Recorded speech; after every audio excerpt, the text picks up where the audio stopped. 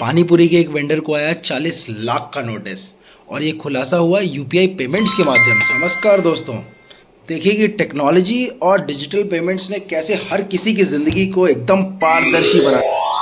हाल ही में एक पानीपुरी वेंडर को इनकम टैक्स से 40 लाख का नोटिस आया है।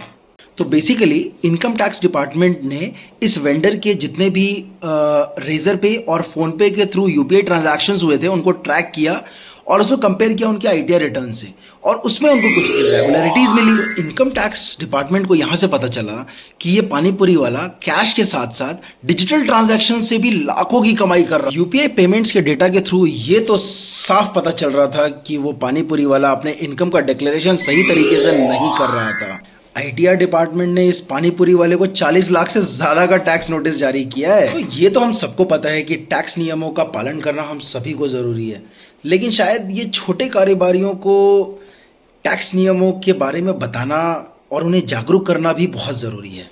डिजिटल पेमेंट्स ने हमारी लाइफ तो इजी कर ही दी है, लेकिन साथ ही ये सारे ट्रांजैक्शंस को बहुत ज़्यादा ट्रांसपेरेंट भी कर दिया। ट्रांसपेरेंट इन द सेंस कि गवर्नमेंट को एग्जैक्टली पता होता है कि हमने कितने का ट्रांजैक्शन किया है। तो यहाँ पर टैक्स की चोरी करना नियरली इम्पॉसिबल है।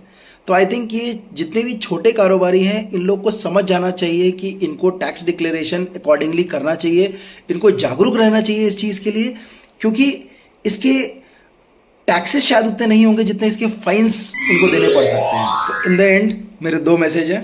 पहला तो ये कि जितने भी छोटे कारोबारी हैं वो अपने इनकम टैक्स को सही से डिक्लेयर करें, बिकॉज इनकम टैक्स के नोटिसेस आपको प्रॉब्लम में डाल सकते हैं। और दूसरा, उन जॉब वालों को जिनके इनकम शायद इस रेंज में नहीं होंगे और वो चाहते होंगे कि चलो ठीक है मैं पानी पूरी ही बेच लूँ और इतना इनकम कमा लूँ।